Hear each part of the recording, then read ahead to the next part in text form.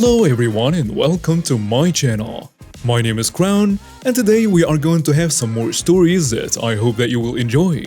But before we start, it will be so much appreciated if you would subscribe to the channel, like the video if you enjoyed it, and maybe leave a comment down below. These simple clicks would mean a lot to the future of this channel and really reward the effort that I put in every day. And now, without further ado, let's go! First story. Hey officers, I'm over here. One day a woman in her mid-50s called 911 stating she had been robbed at one of our local stores and said, "Help! I've been robbed! I need the police quick!" And she hung up and ignored all the calls from the dispatch trying to call her back. So naturally, when a call comes in like that, the dispatcher is going to put out an urgent call and we all drop what we're doing and go. Code 3. Lights and sirens. I was at a traffic stop when the call came over the radio, and knowing I was only a mile or so away, I ended the traffic stop, gave them back their license and took off. I'm first to arrive, followed by several sheriff's deputies who provide mutual aid, as we're a small department. We got there and surveyed the area for the victim, which was unusual as in my experience people who need police quickly tend to meet us at our door before we even come to a stop. But we had to actively look for the victim in this case. So as I'm walking towards the front door to go inside, thinking they went in for safety reasons, when I see a short blue-haired woman with her hand in the air waving at us. "Hey officers, I'm over here!" So a deputy and I went over to her while the others were preparing to do a search. And one of the deputies who responded had a K9 and was getting his dog ready to track if needed. We go over to the woman. "It is our understanding that you've been robbed, ma'am. How long ago was it? What did they rob you of? And which direction did they go afterwards?" She replies that it happened about 10 minutes earlier, and she stated that they robbed her of about $300 and said they were still inside the store. The deputy and I both looked at each other like, no, he can't be that stupid. I mean, some criminals really are that stupid. Once I was told that a guy stole a wallet from a man who then watched as a guy walked across the street to use his bank card. We got there just as he was walking out with 2 bags of beer. I called over to the other deputies and told them the situation, and that suspect fled inside the store, so they gathered around so we can get more details on what the person looked like, clothes and so on. I say, "Ma'am, what did he look like?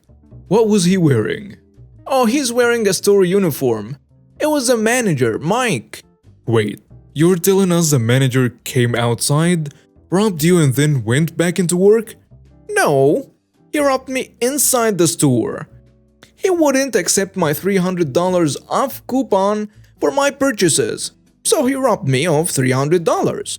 I want him arrested, and you can be sure I'm going to be calling his bosses to get him fired.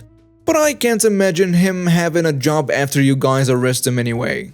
The deputy and I exchange a look of disbelief, and we tell the other officers and deputies what the situation was and made a plan for two of us to go in each of the main doors while one stayed with the victim. And the rest resumed their regular patrol.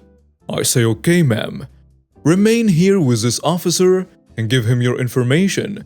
Deputy J and I are going to go inside and see if we can find Mike and get his side of the story since we got your side." "What side is there to get? You're supposed to always believe the victim, not the robber." I just ignored the comment and walked in the door. As I walked in, the manager was already waiting for me.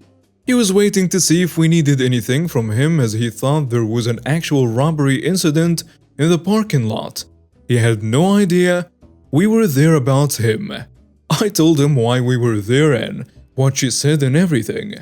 And he does an actual facepalm and says, "Oh my god, she actually did that? That woman is bonkers. We have issues with her every time she comes in, trying to use fake coupons she finds on Facebook and other renegade sites. When we tell her they can't be used as they are fake and even prove it by scanning the barcode, She always says we just don't want to honor the coupons because we're just mad and want to steal them. She claims Facebook only gives them to important clients, and if we don't process them, she's going to call 911 and say that I robbed her.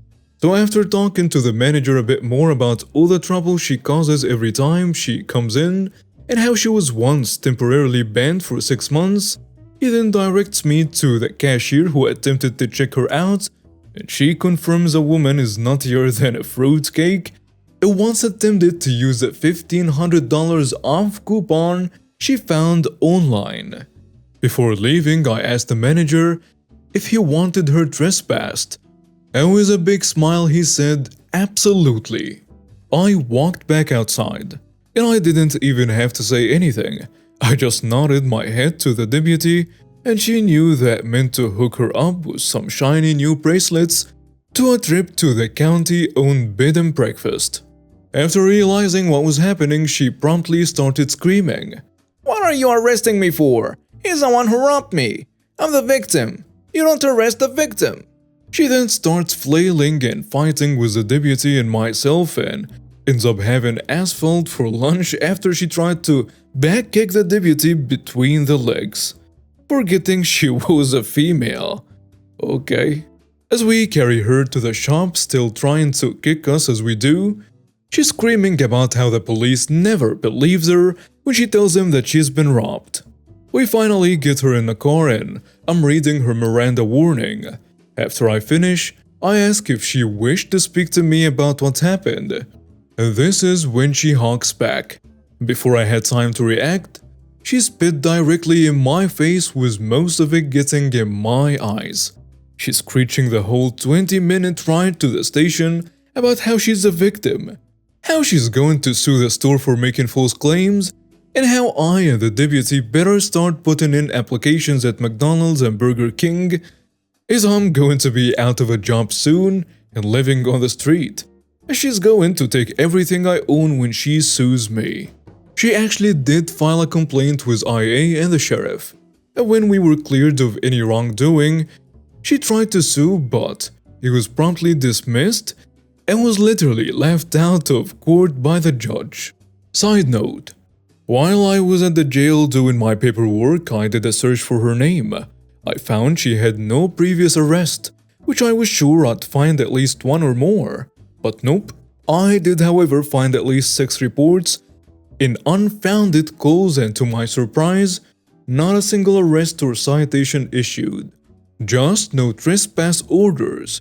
She was ultimately charged with misusing the 911 system misdemeanor, filing a false police report misdemeanor, battery on a law enforcement official, which is a felony, and battery on an officer with bodily fluid spit. It was a felony because her spit landed in my eyes. From my understanding from the DA after she was found guilty at the trial, she spent a little bit of time in jail for that stunt and was banned from that store for life and from just about every other store in the area, as she caused trouble at all of them. But it's been 7 or 8 years and I haven't been out on a call out for her, so I don't know if she's moved on to another area or what, but I never answered another call regarding her.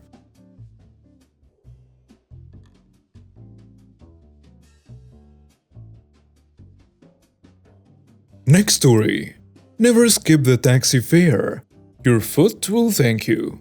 This is a story from 50-ish years ago, so I'm almost certainly paraphrasing, so small details like exact locations and money are a bit off. Now to our main cast. Taxi Grand, the star of this crazy show. Fee Thief, the scumbag who tried to run away from the taxi bill. Tired Cub, the police officer who was done with everyone's rubbish. And the thief's friend 1 and 2, the nice friends of Fee Thief. The setting. Taxi Grand was in her 20s at the time, lived in Newcastle, England, and worked as a taxi driver to pay the bills and put food on the table. Now then, on to the story. Late in the night, on one of her usual shifts, she is signaled by Fee Thief to pick her up, so she pulls over, lets him into the taxi, and then asks, "Where are you heading, sir?" and he gives her the location of a certain club, and she proceeded to drive towards it.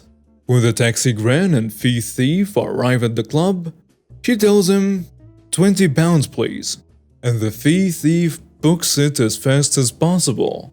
Now taxi gran is in a small panic and is quite mad at the fee thief for not paying her. Now she does the only appropriate thing and runs over his foot. Once the fee thief's foot is under the extremely heavy taxi, he starts screaming bloody murder and drops to the floor like a sack of potatoes, and then this conversation ensues. You crazy witch! Get off my foot right now! My wheel isn't moving until the police arrive, you scumbag. Get off! You can get lost. I am not moving till the police arrive. The fee thief kept swearing in pain while sobbing. After the police call and a lot of bickering, comes our tired cop who starts by talking to the taxi gran. Ma'am, why are you currently parked on this man's foot? He looked sleepy and apathetic. And she tells him, he ran off on the fare and I need my pay. Okay, please, can you go into greater detail? And she explains what happened in the story up until now. The tired cop then walks up to the fee thief and listens to his side of the story, reaches into the fee thief's pocket and takes his wallet out, reaches for a £20 note in the fee thief wallet, hands it to the taxi gran and then asks her, can you please remove your wheel from his foot now, ma'am? Yes, officer. She then gently rolled her wheel off the fee thief's foot, and he was driven to the hospital. And you may now think that this is the end, but there is one last bit that is the cherry on top of this story. So back to the story. 4 hours later, taxi gran is still on the job near the just closed clubs looking for someone to signal her over, and just on cue to people that thief's friend 1 and 2 do just that. So she picks them up as usual, but then one of them asks, can you wait here for someone? They won't be long. Sure, I could wait. And 5 minutes later, a not-so-friendly face walks in with crutches and broken pride. The fee thief. Wait, you're the witch that broke my foot. One of his friends says, wait, a girl broke your foot? Now my grandma, aka Taxi Gran, being from a time where sexism was still somewhat acceptable. The fee thief did not tell his mates a woman broke his foot in fear of getting picked on. But his friends kept laughing and snickering. You, get the hell out. But my mates are here. He says it in the most moany way possible. I don't care, get lost. Guys, help me out here. We're alright, mate. You can figure this one out yourself. Fine. He walks away like a defeated 6-year-old. Then Granny tells him, give me a second, gents. She gets out of the taxi and yells to the other taxi drivers up front, none of you take this thieving jerk. She then takes the friends to their homes while they joke and laugh so hard about their thieving friend. Moral of the story, do not mess with my grandma. Next story. Pulled out an Uno reverse card. This happened earlier this week. Quick background information. I work at a company that installs custom closets. Our uniform includes a blue button-up Carhartt shirt with a company logo on it. I think some of you may already be picking up on where this is going. So I'm driving home from work after a very long and tedious day, completely covered in sawdust when I get a call from my lovely wife. She had put in a pickup order at the local Walmart, but they had failed to give her our almond milk. She asks if I'd be willing to stop and let them know they shorted us and grab it. While I'm not particularly enthusiastic to add a stop on my way home, I tell her okay. I get there and head on over to the customer service desk and explain the situation. The lady working there is very sweet and tells me she'll have somebody from the pickup department swing over and take care of me. She gestures towards a nearby bench and she informs me that I can have a seat while I wait. I gladly did so and promptly pulled out my phone and attempted to disassociate for a few minutes. A few minutes, maybe 5 at most, go by, and a line forms up. I guess a lady at the desk stepped away for a moment. I start to hear grumbling about lazy employees and how nobody has any work ethic anymore. Wish I could be more specific on their exact phrasing, but I was trying very hard not to pay attention to anything going on around me at this point. After a few more moments, I hear a very aggressive clearing of a throat, followed by a very annoyed sounding, "Excuse me, sir. I've been waiting for help for over 10 minutes. I look up to see a woman holding an armful full of clothes, glaring at me. She will henceforth be referred to as Glaring Woman, or GW for short. I tell her, well, I find that unlikely, as I haven't been here for 10 minutes and I got here before you. Well, maybe this will go faster if you weren't messing around on your phone." At this point, I've now connected the dots and realized that she thinks I work here. I'm about to utter the words classic "I don't work here" line when an idea hits me. You're right. Sorry for holding you up. I pull up the Walmart app on my phone and show her the almond milk. My wife and I did not get the almond milk we ordered. We were supposed to get 2 cartons. "Why are you showing me your phone?" So you can grab me my almond milk. Is that not why you're here? "Ew, no, I don't work here." Cue's malicious grin. Well, neither do I. How about we stop bothering each other now? She looked me up and down and I could see realization dawn on her face.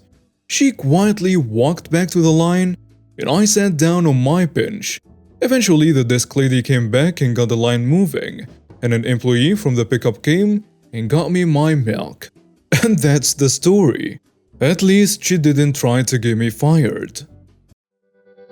And now we have reached the end of today's stories. Thank you for watching and see you next time.